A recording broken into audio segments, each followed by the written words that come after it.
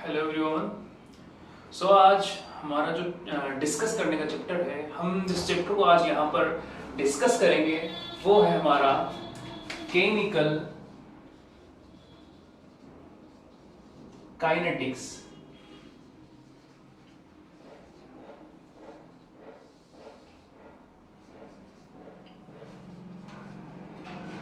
Chemical kinetics जो chapter है हमारा, ये वैसे तो काफी सिंपल चैप्टर है और हम आपके लिए और सिंपल बना देंगे इसे। अगर आपको लगे कि हाँ थोड़ा सा डिफिकल्ट है, थोड़ी इसमें कैलकुलेशन है, अगर आपको लगता है ऐसा तो हम आपके लिए और सिंपल कर देंगे। और आप जब इसे पढ़ेंगे और हम जब इसे पढ़ाएंगे तो आपको ये बहुत सिंपल लगेगा।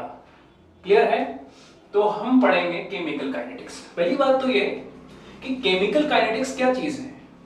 पहली बात तो हम ये चीज देखते हैं कि हाँ केमिकल तो हम जानते हैं, केमिकल केमिस्ट्री में जो रिएक्शन से केमिकल होती है। और काइनेटिक्स क्या है? काइनेटिक्स आपने देखा ना, काइनेटिक्स जो मोशन से रिलेटेड होता है। अब केमिकल काइनेटिक्स यानी केमिकल जो रिएक्शंस होती है उनमें काइनेटिक्स जब ले आएंगे, काइनेटिक्स की जब स्टडी करेंगे, यानी केमिकल रिएक्शंस के काइनेटिक पार्ट की जब स्टडी करेंगे तो वो हमारा क्या होगा? Chemical kinetic. अंडरस्टूड? सो केमिकल काइनेटिक्स आपको समझ आ गया होगा। यानी हम क्या करेंगे कि जो हमारी केमिकल रिएक्शंस जो होती है उन केमिकल रिएक्शंस में उनकी जो हम मोशंस के बारे में, उनकी जो स्पीड रेट के बारे में जब हम डिस्कस करेंगे, स्टडी करेंगे, वो हमारा होता है पूरा पार्ट होता है केमिकल काइनेटिक्स। और इसी में हम रेट ऑफ रिएक्शंस और जो रिएक्शंस होती है इनकी रेट और स्पीड और बाकी इनसे रिलेटेड जो टर्म्स होते हैं उनकी स्टडी करते हैं। तो आपको ये समझ आ गया होगा। अब हम यहां पर केमिकल काइनेटिक्स हमने हेडिंग लगा दिया। अब हम फर्स्टली टाइप ऑफ रिएक्शन देखते हैं।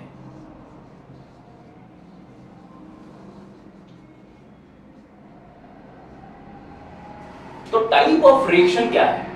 अब फर्स्टली देखते हैं कि type of reaction based on speed.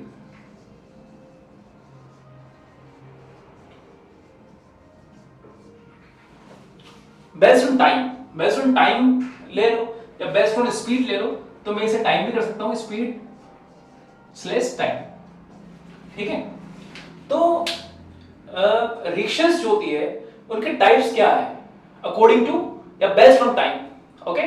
तो टाइम के बेस पे हम देखें अगर, तो रिएक्शंस 3 टाइप की होती है। मैं आपको एग्जांपल्स दूंगा और आप यहां चीज को वेरीफाई करेंगे।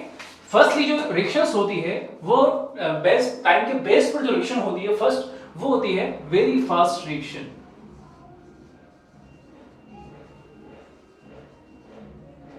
ये जो रिएक्शंस होती है वेरी फास्ट रिएक्शंस, बहुत फास्ट होती है रिएक्शंस। इन्हें कंप्लीट होने में 10 to power minus 14 to 10 to power minus 16 का टाइम लगता है। ठीक है? For completion. तो ये 10 to power minus 14 आप देखिए कितना कितना कम टाइम है। पलक झपकने से पहले ये रिएक्शन हो जाएगी, इतने कम टाइम में। तो इतने कम टाइम में कोई रिएक्शन अगर हो रही है, इतने कम टाइम में अगर रिएक्शन हो रही है, तो इसका मतलब क्या हुआ? इसका मतलब ये हुआ कि रिएक्शन जो है वो बहुत फास्ट हो रही है, बहुत तेज रिएक्शन है, फास्ट। क्लियर है? तो ये वेरी फास्ट रिएक्शन में आती है। अब इस टाइप की जो रिएक्शंस होती है वो कौन सी होती है? वो रिएक्शंस कौन सी होती है? तो हम उसमें अगर देखें तो जैसे आयनिक जो रिएक्शन होती है वो इसी टाइप की फास्ट रिएक्शंस होती है। उसके अलावा एसिड एंड बेस रिएक्शन जो होती है वो भी इसी में इंक्लूड होती है, क्योंकि एसिड बेस जब रिएक्ट करते हैं तो बहुत फास्ट रिएक्शन होती है और सोल्ट बना देते हैं। ठीक है? तो ये बहुत फास्ट रिएक्शन होती है, acid and base reactions. Okay? और थर्ड टाइप जो है वो है neutralisation reaction. Okay? Neutralisation reaction. जब न्यूट्रलाइजेशन रिएक्शंस जो इनके अंडर जो सारी रिएक्शंस आती है वो सारी वेरी फास्ट रिएक्शंस के टाइप्स में आती है। क्यों? क्योंकि ये रिएक्शंस इतनी फास्ट होती है कि इन्हें कंप्लीट होने में 10 to power minus 14 to 10 to power minus 16 second का समय लगता है। सेकंड टाइम लगता है इन्हें। ये सेकंड है यहां पर, क्लियर कर लेना। तो ये अब मैं एग्जांपल आपको शो करता हूं। जैसे एग्जांपल मैं आपको लिखूं HCl प्लस NaOH, ये हमारी एसिड एंड ये हमारा बेस। ओके, तो एसिड एंड बेस रिएक्शन है, क्या फॉर्म करेंगे, ये फॉर्म करेगा NaCl salt plus H2O। Clear है? HCl जब एसिड ने बेस से रिएक्ट की तो क्या बनाया, सोल्ट बनाया और वाटर निकला। तो ये एसिड एंड बेस रिएक्शंस, कौन सी reaction, acid and base reaction. और ये जो एसिड एंड बेस रिएक्शंस है ना, ये वेरी फास्ट रिएक्शंस में इंक्लूड होता है, यानी इन्हें कंप्लीट होने में 10⁻14 टू 10⁻16 सेकंड का टाइम लगता है। क्लियर है यहां तक? तो सेकंड टाइप की जो रिएक्शंस है बेटा, वो सेकंड टाइप की रिएक्शंस कौन सी है, मॉडरेट और स्लो रिएक्शन। ठीक है, मॉडरेट और स्लो रिएक्शन। अब मॉडरेट फर्स्ट हो गई हमारी very fast reactions, okay, very fast reactions. Second हमारी हो गई कौन सी, मॉडरेट और स्लो रिएक्शन। तो ये मॉडरेट और स्लो रिएक्शन कौन सी, मैं फर्स्टली आपको ये चीज बता देना चाहता हूं कि जो बेस्ड ऑन टाइम अगर देख रहे हैं या बेस्ड ऑन स्पीड देख रहे हैं, तो टाइप्स ऑफ रिएक्शन 3 टाइप होते हैं। कितने टाइप होते हैं, 3 टाइप होते हैं टोटली। फर्स्ट हो गया वेरी फास्ट रिएक्शंस और सेकंड हो गया हमारा मॉडरेट और स्लो रिएक्शन। जो मॉडरेट और स्लो रिएक्शंस है, इसमें क्या होता है कि ये रिएक्शन कंप्लीट होने में कुछ सेकंड का टाइम भी लग सकता है, मिनट और हावर भी इसमें लग सकते हैं। ठीक है, फॉर कंप्लीशन। तो मॉडरेट और स्लो जो रिएक्शंस है, इन्हें कंप्लीट होने के लिए या इनके कंप्लीशन में is taking second, minute, hours for completion. यानी मॉडरेट और स्लो जो रिएक्शंस हैं, इन्हें कंप्लीट होने के लिए मिनट्स, सेकंड्स या हावर्स भी लग सकते हैं। जो ऐसी रिएक्शंस होगी ना, ये रिएक्शंस कौन सी होगी, हमारी मॉडरेट और स्लो रिएक्शंस। तो इनके एग्जांपल के लिए मैं आपको शो कराना चाहूंगा कि मॉडरेट और स्लो रिएक्शंस का जो एग्जांपल जैसे आपने देखा है कि बॉन्ड हेबर प्रोसेस होता है।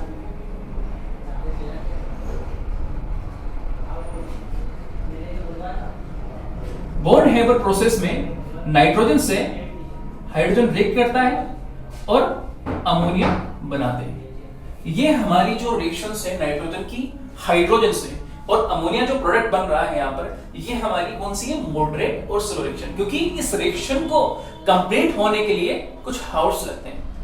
ठीक है, तो इस कंडीशन में या इस पार्ट में वो सारी रिएक्शंस इंक्लूड होती है जिन रिएक्शंस को कंप्लीट होने में कुछ सेकंड, सम सेकंड्स, कुछ मिनट्स लग सकते हैं या कुछ हावर्स भी लग सकते हैं। ऐसी सारी रिएक्शंस जो होती है, all reactions are include in this type of reactions. Okay, तो मॉडरेट और स्लो रिएक्शंस में all these type of reactions are included. इसके अलावा एक और मैं आपको एग्जांपल इसमें शो कर रहा हूं बेटा। एग्जांपल, ये एग्जांपल था H2O2, हाइड्रोजन पेरोक्साइड। आप जानते हैं जब ये ब्रेक होता है, अब हाइड्रोजन पेरोक्साइड जब ब्रेक होता है तो कैसे ब्रेक होता है बेटा, ये ब्रेक होता है H2O+O।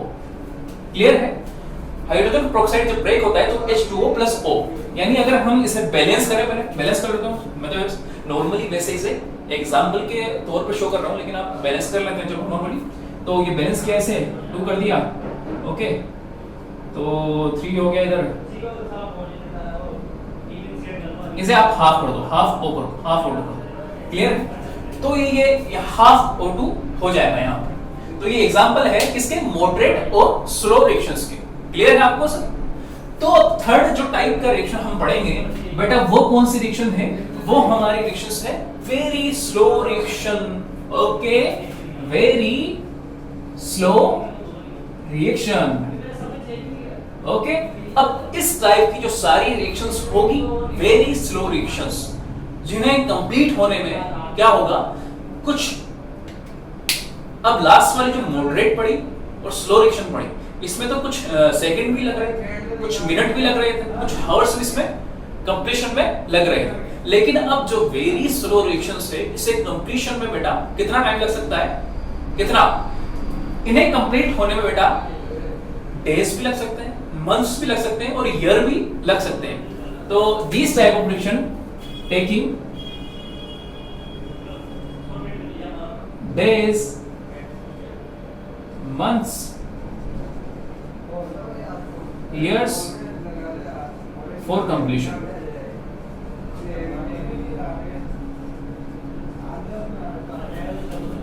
अब आप एक चीज को मैं आपको शो कर, मतलब आपको एक ये चीज देखिए आप कि वेरी स्लो जो रिएक्शंस है इन्हें कंप्लीट होने में कुछ डेज भी लग सकते हैं, सम डेज, कुछ मंथ्स भी लग सकते हैं और कुछ ईयर भी लग सकते हैं। अब आप एग्जांपल पे नॉर्मली मैं आपको एक नॉर्मली एग्जांपल आपको शो करना चाहूंगा। कौन सा एग्जांपल? वो है रस्टिंग ऑफ आयरन। आपने देखा होगा कि आयरन जो कहीं लोहा कहीं पड़ा होता है कहीं पुराने आपके स्टोर रूम में कहीं भी, तो आप देखते हैं कुछ टाइम बाद आपने रखा, कुछ टाइम बाद अब जब कुछ मंथ में देख लो, कुछ मंथ में या फिर कुछ ईयर्स में भी देख सकते हैं या फिर कुछ दिनों में भी हो जाता है, वो डिपेंड करता है, वो अलग चीज है। तो वहां क्या होता है कि आप कुछ टाइम बाद जब देखते हो, वो नहीं कि एक आपने कुछ हावर में देखा तो जंग लग गया, रस्टिंग ऑफ आयरन हो गया, कुछ मिनट में रस्टिंग ऑफ आयरन हो गया, ऐसा थोड़ी होता है। रस्टिंग ऑफ आयरन बेटा कुछ दिनों में या कुछ मंथ भी लग जाते हैं या कुछ ईयर्स भी निकल जाते हैं। तो आप देखते हैं कि लोहे पर आयरन की रस्ट जम जाती है, आयरन पर लोहा जो होता है उस पर रस्टिंग हो जाती है। वो जो रस्टिंग ऑफ आयरन होती है, ये सारी रिएक्शंस जो है ये बहुत स्लो रिएक्शंस होती है, वेरी स्लो रिएक्शंस के वाले इस पार्ट में इंक्लूड होती है, क्योंकि इन्हें कंप्लीट होने में कुछ दिन भी लग सकते हैं, मंथ्स भी लग सकते हैं और ईयर भी इनमें कंप्लीट होने में ऐसे रिएक्शंस को लग सकते हैं। तो ये हमारी वेरी स्लो रिएक्शंस के पार्ट में इंक्लूड होता है। तो एग्जांपल के लिए बेटा हम लिख देंगे क्या, रस्टिंग ऑफ आयरन। क्लियर है? Rusting of iron. अब हम बेटा नॉर्मली हमने देखा कि हमारी जो रिएक्शंस होती है, हम केमिकल काइनेटिक्स की डिस्कशन करेंगे, केमिकल काइनेटिक्स का, तो इसका फर्स्ट ही पार्ट यही था जो हम जहां से हम स्टार्ट करें, क्योंकि बेटा जहां तक हम ये नई चीज ये पता नहीं करेंगे कि रिएक्शंस जो होती है वो स्पीड की हम डिस्कशन कर रहे हैं, स्पीड का डिस्कशन करेंगे, तो बेटा अगर यही पता नहीं है कि स्पीड के बेस पर रिएक्शंस को कितने टाइम में हम उन्हें बांट सकते हैं, ठीक है, तो रिएक्शंस को हम कितने टाइप में उन्हें, ओके, तो ये कितने टाइप पे उसे हमने कर दिया, 3 टाइप। क्लियर है? तो वेरी फास्ट रिएक्शंस, मॉडरेट और स्लो रिएक्शंस हो गई और वेरी स्लो रिएक्शंस हो गई। क्लियर है आपको? चलो अब बेटा ये चीज हमने देख ली। अब हम डिस्कशन करेंगे कि स्पीड जो होती है या रेट, उसे हम रेट बोलते हैं स्पीड को, या फिर वेलोसिटी भी बोलते हैं, तो हम उसके बारे में डिस्कशन करेंगे कि केमिकल रिएक्शंस की जो स्पीड है, जो वेलोसिटी है, जो रेट है, इसका क्या काम है, इसको कैसे फाइंड किया जाता है। तो बेटा वही हम करते हैं।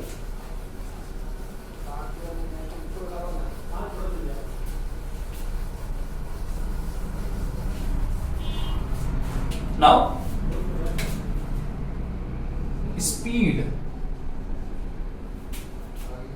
ऑफ रिएक्शन, या से हम वेलोसिटी ऑफ रिएक्शन भी बोलते हैं,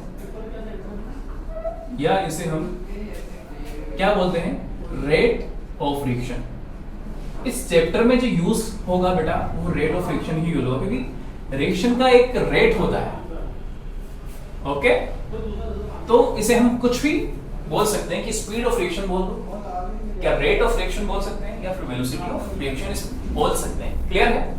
तो नाउ हम देखेंगे कि रेट ऑफ रिएक्शन कैसे फाइंड करें। रेट ऑफ रिएक्शन फाइंड कैसे करें? हमारे पास एक रिएक्शन है बेटा कि ये ए हमारा क्या है, रिएक्टेंट, और बी बन गया प्रोडक्ट। एक केमिकल रिएक्शंस है, हमने अज्यूम किया कि ए हमारा रिएक्टेंट है और बी बन गया प्रोडक्ट। अब बेटा यहां से हम कैसे फाइंड करेंगे कि हमारा जो केमिकल रिएक्शंस है इसकी स्पीड क्या होगी, कैसे हम फाइंड करेंगे। तो मैं आपको यही चीज यहां पर राइट डाउन करके आपको समझाऊंगा, आपको क्लियर करूंगा ये चीज। आप देखिए बेटा, आप ये चीज नोट रखिए कि कंसंट्रेशन का बहुत इंपॉर्टेंट रोल होता है। जब भी रिएक्शंस की बात होती है, रिएक्शन की कुछ कैलकुलेशंस की बात होती है रिएक्शन में, तो ऑलवेज कंसंट्रेशन का बहुत बड़ा रोल होता है। तो आप देखिए यहाँ पर कि जब रिएक्शंस स्टार्ट नहीं हुई थी, अभी रिएक्शंस स्टार्ट नहीं हुई, अभी हमारे पास रिएक्टेंट है ओनली, रिएक्शन जो है वो स्टार्ट नहीं हुई है। तो यहाँ पर T = 0 है और अभी रिएक्शन स्टार्ट नहीं हुई है। तो हमारा क्या है, कंसंट्रेशन ऑफ A कितना है, A। क्लियर है सबको? कंसंट्रेशन क्या है, A की A। अभी रिएक्टेंट नहीं बना, तो अभी रिएक्टेंट से प्रोडक्ट नहीं बना, तो प्रोडक्ट की कंसंट्रेशन इस टाइम पर 0 होगी। अब टाइम T = T1 हो गया, T1 हमने कोई भी टाइम अज्यूम कर लिया, कुछ भी हो, वो T कुछ टाइम हो गया, तो उस कंडीशन में क्या होगा कि रिएक्टेंट से कुछ प्रोडक्ट बन चुका होगा तब तक, यही है ना कि रिएक्टेंट से कुछ प्रोडक्ट बन चुका होगा, अभी रिएक्शन कंप्लीट नहीं हुई है, कुछ रिएक्टेंट से कुछ प्रोडक्ट बन चुका होगा। तो माना कि हमने यहां पर जो रिएक्टेंट है इसकी कंसंट्रेशन X कम हो गई, क्लियर है? माना कि हमने कि जो रिएक्टेंट है उसकी कंसंट्रेशन जो है X कम हो गई, उधर X प्रोडक्ट की कंसंट्रेशन हो गई, यानी इतना कंसंट्रेशन तो प्रोडक्ट बन गया और इतना कंसंट्रेशन रिएक्टेंट का जो कंसंट्रेशन था उसमें से कम हो गया, यानी उतना, इसका मतलब ये X जो पार्ट है इतना रिएक्टेंट प्रोडक्ट में कन्वर्ट हो गया है। अभी रिएक्शन चल रही है बेटा, अभी रिएक्शन फिनिश नहीं हुई है। अब देखिए आप T = T2 पर माना हमने कि T2 कोई भी अज्यूम कर लिया, कोई टाइम है, उस पर क्या हुआ कि रिएक्शन पूरी कंप्लीट हो गई है, यानी पूरा रिएक्टेंट प्रोडक्ट में कन्वर्ट हो चुका है, क्लियर है? पूरा रिएक्टेंट जब प्रोडक्ट में कन्वर्ट हो गया तो बेटा यहां पर जीरो कंसंट्रेशन किसकी बचेगी? रिएक्टेंट की, और यहां पर प्रोडक्ट जो है इसकी कंसंट्रेशन A हो जाएगी, क्योंकि पूरा जो रिएक्टेंट है वो प्रोडक्ट में कन्वर्ट हो चुका है। समझ रहे बात को? पूरा जो रिएक्टेंट है वो प्रोडक्ट में कन्वर्ट हो चुका है, तो जीरो और ये पूरा, यानी प्रोडक्ट की कंसंट्रेशन A हो गई, इसकी जीरो हो गई, क्लियर है यहां तक? अब आप देखिए मैं आपको बहुत लो लेवल से आपको ये चीज समझा रहा हूं, बहुत बिल्कुल लो लेवल से, जैसे ऐसा लग रहा है जैसे बिल्कुल लो लेवल से मैं आपको समझा रहा हूं, क्योंकि आपको हर चीज क्लियर होना चाहिए। तो अब ये चीज देखिए आप, अब हम इसकी फाइंड करेंगे रेट। तो बेटा यहां देखिए हम पहले हम प्रोडक्ट की बात करते हैं। आप देखिए यहां पर कि रेट, स्पीड क्या होती है, आपने मैथमेटिक्स में रेट का फॉर्मूला पढ़ा होगा, स्पीड का फॉर्मूला क्या होता है? स्पीड बराबर speed is equal to distance upon time, यानी जितनी डिस्टेंस उसने कवर अप की, जैसे मैं वहां से वहां गया तो उतनी डिस्टेंस मैंने कवर अप की, और अपॉन कितने टाइम में मैंने डिस्टेंस कवर अप की, क्लियर है? यानी वो जो टाइम इंटरवल है उस टाइम इंटरवल में मैंने कितनी डिस्टेंस कवर अप की, ठीक है? अब यही हम यहां पर क्या देखेंगे कि हाँ यहां पर कंसंट्रेशन जीरो थी, हम बात कर रहे हैं किसकी? प्रोडक्ट की। हाँ यहां पर कंसंट्रेशन जीरो थी, अब कंसंट्रेशन टाइम T1 पर X हो गई है, कंसंट्रेशन टाइम T पर X हो गई है, तो बेटा ये कंसंट्रेशन डिस्टेंस की तरह काम करेगी यहां पर, और टाइम इंटरवल 0 to T1 है, तो रेट ऑफ रिएक्शन या स्पीड ऑफ रिएक्शन को हम करेंगे ROR, और ये हम प्रोडक्ट के रेस्पेक्ट में फाइंड कर रहे हैं, हम प्रोडक्ट की कंसंट्रेशन को यूज करके रेट ऑफ रिएक्शन फाइंड कर रहे हैं बेटा, क्लियर है? तो यहां हमने P रख दिया, तो ROR rate of reaction is equal to, अब बेटा कंसंट्रेशन में चेंज कितना आया? फाइनल कंसंट्रेशन चेंज क्या होता है? फाइनल माइनस इनिशियल, तो फाइनल कंसंट्रेशन है बेटा X और इनिशियल थी 0, क्लियर है? अब टाइम इंटरवल, टाइम कितना हो गया? T1, पहले कितना? 0 था, तो टाइम इंटरवल T1 माइनस 0, तो कितना हो गया बेटा यहां पर? X अपॉन T1, क्लियर है? तो rate of reaction with respect to product कितना आया? X upon T1। ये आपको क्लियर होना चाहिए। अब बेटा यहां दूसरे टाइम इंटरवल के लिए भी हम फाइंड कर सकते हैं, कैसे फाइंड करेंगे? ये दूसरा, अब कंसंट्रेशन X हो गई थी, हम प्रोडक्ट की ही बात कर रहे हैं, कंसंट्रेशन X हो गई थी, अब कंसंट्रेशन X से A हो गई जब रिएक्शन कंप्लीट हो गई, तो बेटा rate of reaction with respect to product, तो कंसंट्रेशन में चेंज कितना आया? कंसंट्रेशन में चेंज कितना आया? कंसंट्रेशन A हो गई है, कंसंट्रेशन A हो गई है, पहले कितनी थी? X थी, तो कंसंट्रेशन A हो गई है minus initial concentration X upon time interval, time पहले T1 था, अब T2 हो गया, तो T2 माइनस T1, क्लियर है? T2 minus T1, okay? तो ये रेट ऑफ रिएक्शन आ गई with respect to product, clear है? अब हमने प्रोडक्ट के रेस्पेक्ट में ये रेट ऑफ रिएक्शन फाइंड की है। अब क्या बेटा रेट ऑफ रिएक्शन रिएक्टेंट के रेस्पेक्ट में फाइंड कर सकते हैं? बताएं आप मुझे, ऐसा हो सकता है? हो सकता है ऐसा? तो हम वही चीज फाइंड करना चाह रहे हैं कि रेट ऑफ रिएक्शन प्रोडक्ट के रिएक्टेंट के रेस्पेक्ट में भी फाइंड करेंगे, और मैं आपको करके दिखाता हूं आपको कैसे करते हैं। देखो अब rate of reaction with respect to reactant, आर मैंने यहाँ पर शो कर दिया। क्लियर है आप? So rate of reaction with respect to reactant हम फाइंड करेंगे। अब कैसे फाइंड करते हैं, चलो वही हम डिस्कस करेंगे। देखो यहाँ देखिए कि कंसंट्रेशन ए थी, पहले रिएक्टेंट की कंसंट्रेशन पहले ए थी, अब रिएक्टेंट की कंसंट्रेशन a माइनस x हो गई है, ठीक है। तो और टाइम इंटरवल 0 to t1 हो गया। तो final concentration always final minus initial, clear? Final concentration a minus x और initial minus a upon time interval t1 minus 0। तो कितना हो गया बेटा, ये a से कैंसिल आउट हो गया और माइनस x अपॉन t1। ये इसका rate of reaction with respect to reactant है। अब हम दूसरे इंटरवल की बात करते हैं कि दूसरे इंटरवल को लेकर भी हम रेट ऑफ रिएक्शन फाइंड कर सकते हैं या नहीं। तो चलो वही देखते हैं कि rate of reaction with respect to reactant with for second interval. तो फाइनल कंसंट्रेशन बेटा 0 हो गई यहां पर, और इनिशियल कंसंट्रेशन कितनी थी, a माइनस x। इस इंटरवल की बात कर रहे हैं बेटा। तो फाइनल कंसंट्रेशन 0 हो गई है, initial minus a minus x थी। क्लियर है? मैंने ब्रैकेट में रख दिया यहां पर upon time interval t2 minus t1। तो रेट ऑफ रिएक्शन जो होगा बेटा विद रिस्पेक्ट टू रिएक्टेंट वो कितना होगा, माइनस अंदर जाएगा तो minus a plus x upon t2 minus t1, जिसे हम ऐसे भी लिख सकते हैं माइनस कॉमन लेके और a माइनस x भी लिख देंगे, ठीक है, और upon t2 minus t1। Clear? तो ये rate of reaction with respect to product और विद रिस्पेक्ट टू रिएक्टेंट मैंने दोनों आपको निकालना सिखा दिया कि कैसे हम प्रोडक्ट के रेस्पेक्ट में और कैसे हम रिएक्टेंट के रेस्पेक्ट में रेट ऑफ रिएक्शन फाइंड कर सकते हैं। ये आपको क्लियर होना चाहिए। तो आपको आ गया कि जब कंसंट्रेशन ऑफ कोई भी रिएक्टेंट गिवन होगा और उससे प्रोडक्ट बन रहा होगा तो क्या होगा कि उसकी कंसंट्रेशन अगर हमें पता है और टाइम इंटरवल है तो हम रेट ऑफ रिएक्शन आसानी से निकाल सकते हैं यहाँ से। ये आपको क्लियर होना चाहिए। तो कैसे हमने प्रोडक्ट के रेस्पेक्ट में दोनों इंटरवल के लिए रेट ऑफ रिएक्शन फाइंड किया, क्लियर? और कैसे हमने रिएक्टेंट के रेस्पेक्ट में दोनों इंटरवल के लिए रेट ऑफ रिएक्शन फाइंड किया सेम रिएक्शन के लिए। अब बेटा एक चीज याद रखना कि रेट ऑफ रिएक्शन एक रिएक्शन के लिए एक टाइम इंटरवल में सेम होगा, यानी एक टाइम इंटरवल है तो उसमें रेट ऑफ रिएक्शन सेम होगा सेम रिएक्शन के लिए। ये आपको क्लियर रखना है। चलो अब नेक्स्ट हम बढ़ेंगे।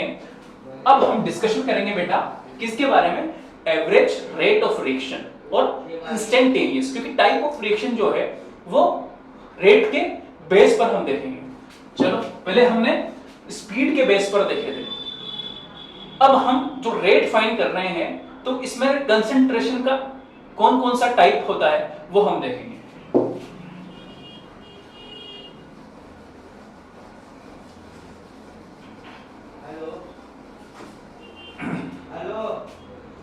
तो अब बेटा हम डिस्कस करेंगे टू टाइप की रिएक्शन होती है, टाइप ऑफ रिएक्शन। अब बेटा जो रेट हम फाइंड कर रहे हैं ना रिएक्शन की, वो टू टाइप की होती है। एक तो एवरेज रेट ऑफ रिएक्शन होती है, एवरेज रेट ऑफ रिएक्शन, ठीक है। अब बेटा पहले और एक होता है, मैं नॉर्मली यहां लिख देता हूं, instantaneous rate of reaction. Clear है आपको? यहां तक मुझे लग रहा है आपको क्लियर है ये चीज कि एवरेज रेट ऑफ रिएक्शन और इंस्टेंटेनियस रेट ऑफ रिएक्शन। अब पहले हम डिस्कशन करेंगे किसका, एवरेज रेट ऑफ रिएक्शन। बेटा एवरेज देखो, आपको एक स्टोरी में बताऊंगा और आपको स्टोरी के मैं बताऊंगा तो आपको काफी सिंप्लीफाई ये चीज हो जाएगी। आप देखिए, मैं कहीं गया, सुबह निकला 7 बजे और शाम को 4 बजे वापस आ गए। अब मैं घर पे आया तो मेरा कोई दोस्त है कुछ भी, उसने मुझसे पूछा कि दो बातें होती है टाइम पर। उसने मुझसे पूछा कि हाँ 7 बजे से कुछ काम के लिए गया था मैं, तो हाँ कि पूरा टोटली एवरेज क्या रहा, मतलब नतीजा क्या निकला, रिजल्ट क्या रहा, फाइनल है रिजल्ट क्या निकला।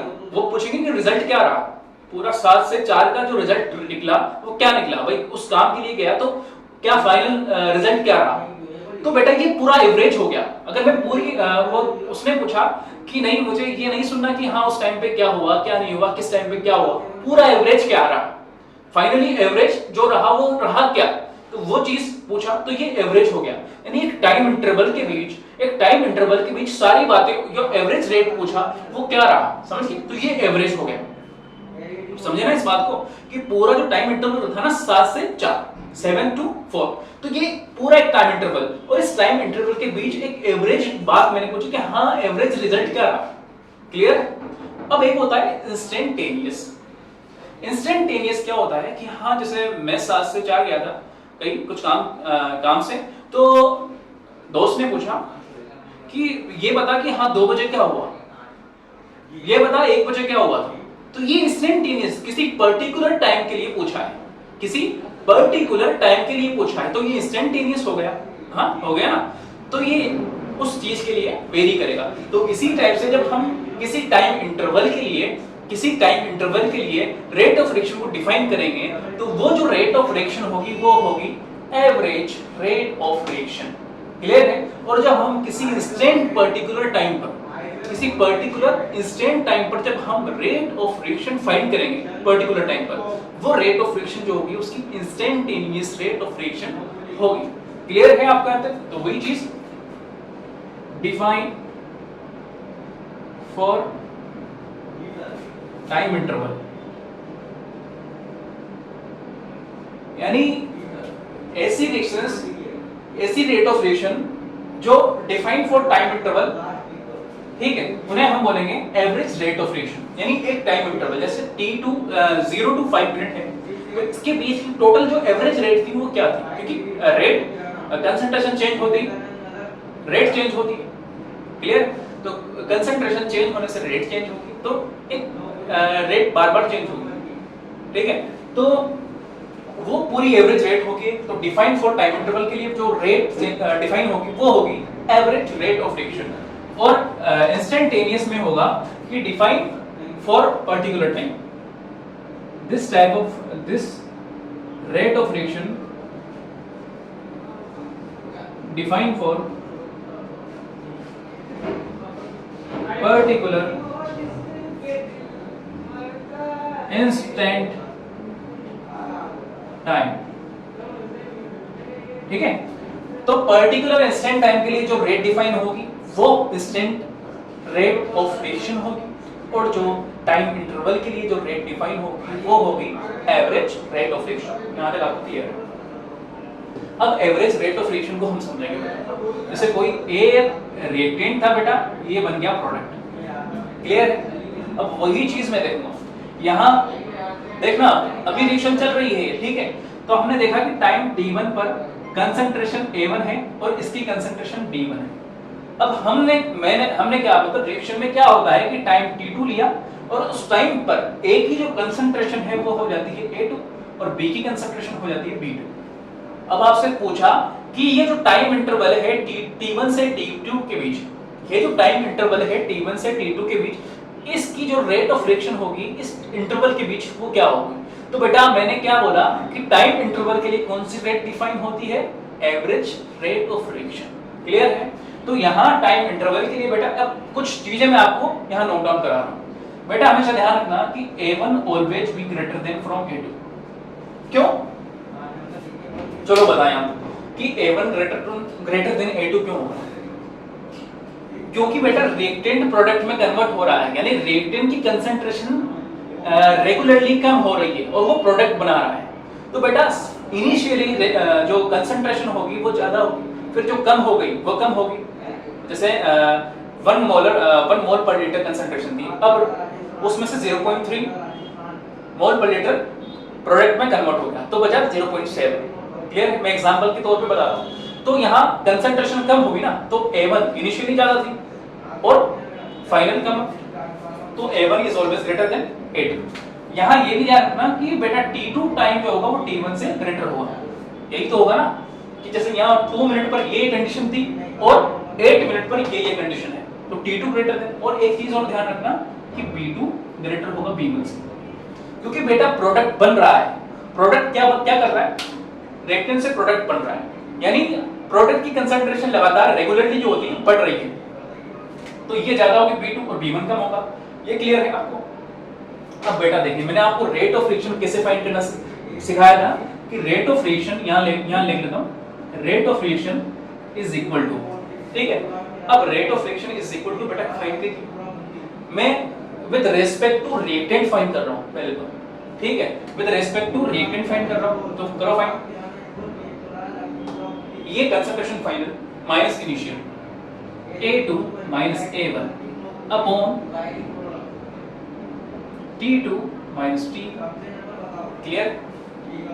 अब बेटा आप एक चीज यहाँ पर नोटिस करना, एक चीज आपको यहाँ पर नोटिस करना, मैंने क्या फैक्टर कुछ फैक्टर दिखाई दे रहा है कि A1 ग्रेटर होगा ऑलवेज A2 से, तो A1 जब A2 से ग्रेटर होगा बेटा तो क्या होगा, यहाँ A2 माइनस A1 करेंगे तो A1 तो ग्रेटर है, A2 लेस है, तो ये वैल्यू पूरी नेगेटिव आएगी। और आपने कभी सुना है कि रेट जो है वो नेगेटिव होती है, आपने कभी सुना है कि रेट नेगेटिव होती है? नहीं होती ना। स्पीड कभी नेगेटिव होती है? नहीं होती। आपने सुना है कभी कोई कार माइनस x किमी पर आवर से चल रही है या माइनस 15 किमी पर आवर से चल रही है? कभी सुना नहीं ना। स्पीड रेट कभी नेगेटिव नहीं होता है, तो ये नेगेटिव आ गया, तो ये तो दिक्कत हो गई। नेगेटिव क्यों आया?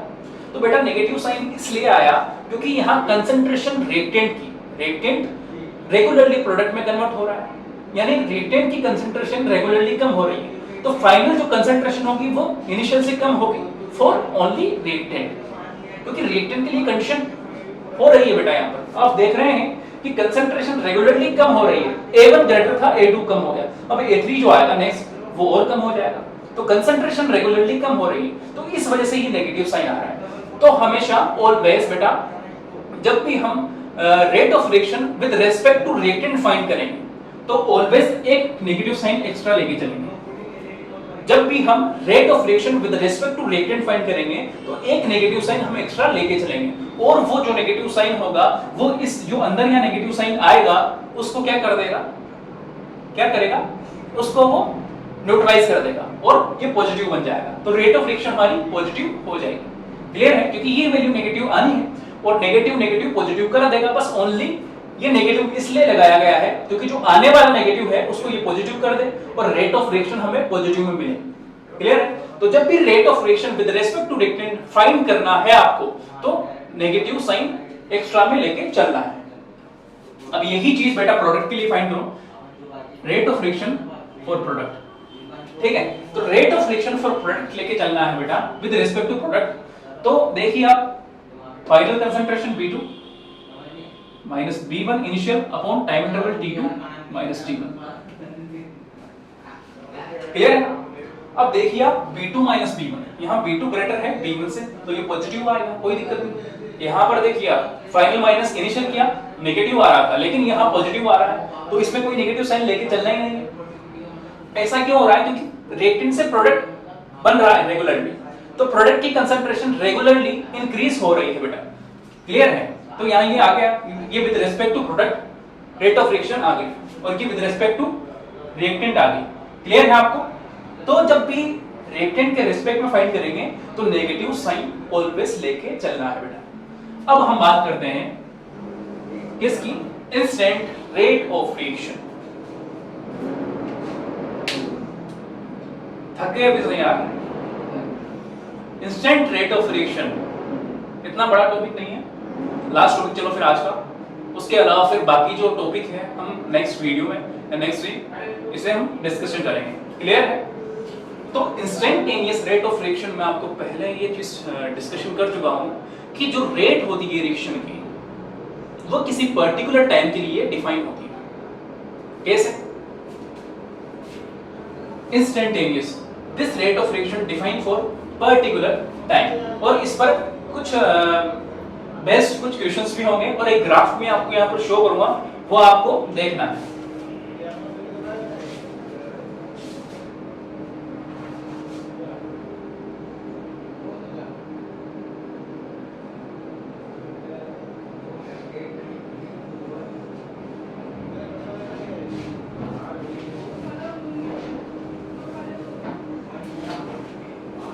तो इंस्टेंटेनियस रेट ऑफ रिएक्शन की हम बात कर रहे हैं बेटा, तो यहाँ क्या होगा, इस टाइप की रेट ऑफ रिएक्शन को जब भी हम डिफाइन करेंगे तो ये क्या होगी किसी इंस्टेंट टाइम पर, यानी यहाँ तो क्या था बेटा एवरेज रेट ऑफ रिएक्शन जो था वो delta C upon delta T, यानी एक पर्टिकुलर टाइम इंटरवल में जो कंसंट्रेशन में जो चेंजेस आए हैं वो होता है। यानी मैं एक चीज यहाँ पर लिखा ना, आपको थोड़ा सा स्किप हो गया वो चीज, वो मैं आपको यहाँ पर लिख रहा हूँ कि rate of reaction is equal to change in concentration of reactant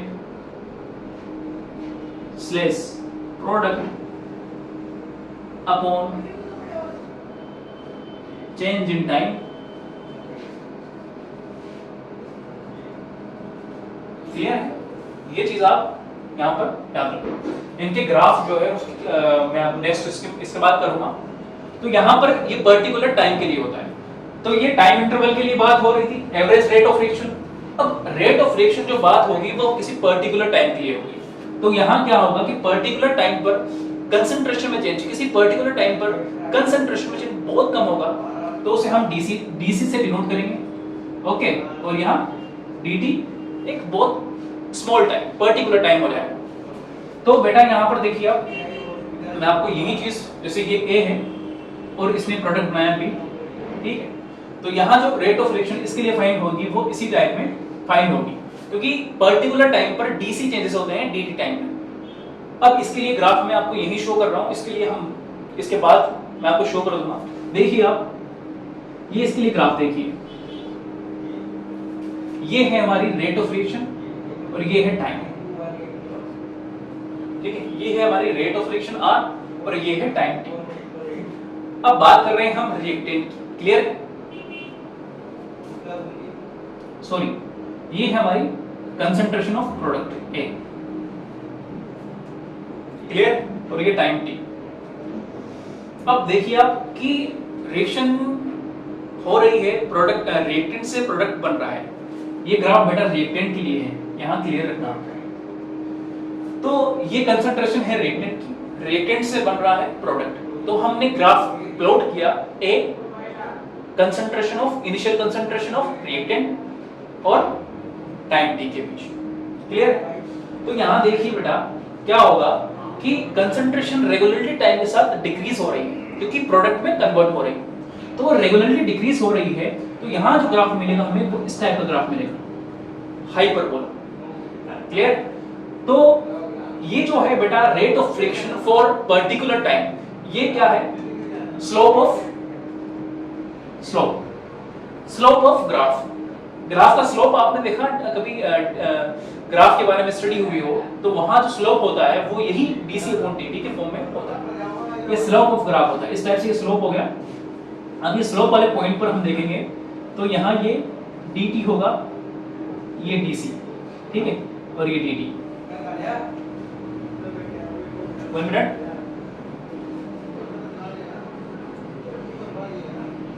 तो स्लोप क्लियर। अब बेटा स्लोप, रेट ऑफ रिएक्शन किसी पर्टिकुलर टाइम के लिए जो ग्राफ का स्लोप होता है उससे हम डिफाइन कर सकते हैं इसे। अब यहाँ देखिए ये स्लोप हो गया, ठीक है, ये ग्राफ का स्लोप हो गया।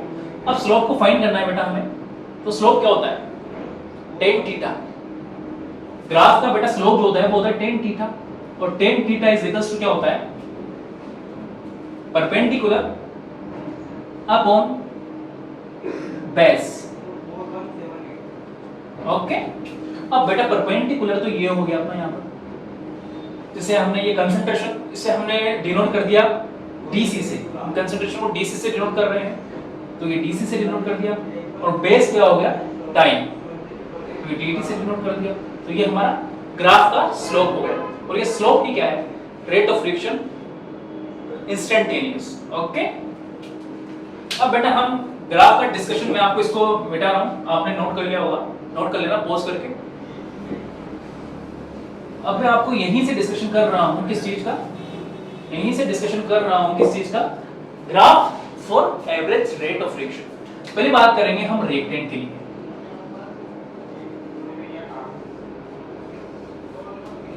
ये रिएक्टेंट के लिए बेटा, ये रिएक्टेंट के लिए कंसंट्रेशन ऑफ रिएक्टेंट है, ये टाइम टी।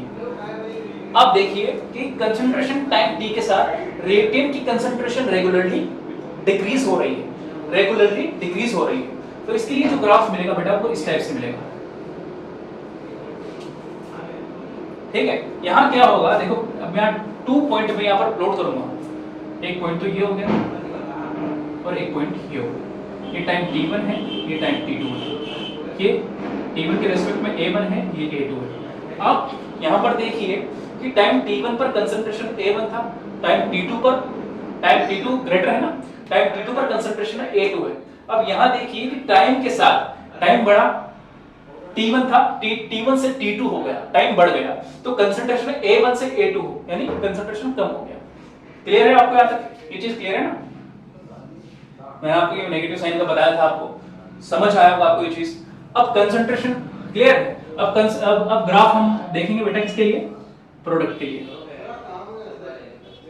ठीक है, ये प्रोडक्ट की कंसंट्रेशन है b और ये टाइम है t। देखिए टाइम के साथ रिएक्टेंट प्रोडक्ट में कन्वर्ट होता जा रहा है, यानी प्रोडक्ट की कंसंट्रेशन टाइम के साथ क्या हो रही है? बढ़ती जा रही है। क्लियर है? तो टाइम के साथ प्रोडक्ट की कंसंट्रेशन बढ़ रही है, यानी इसका ग्राफ ऐसा मिलेगा। ठीक है, अब यहां देखिए आप, या इस टाइप से, ये तो स्ट्रेट हो जाएगा, इसका ग्राफ जो मिलेगा वो इस टाइप से मिलेगा।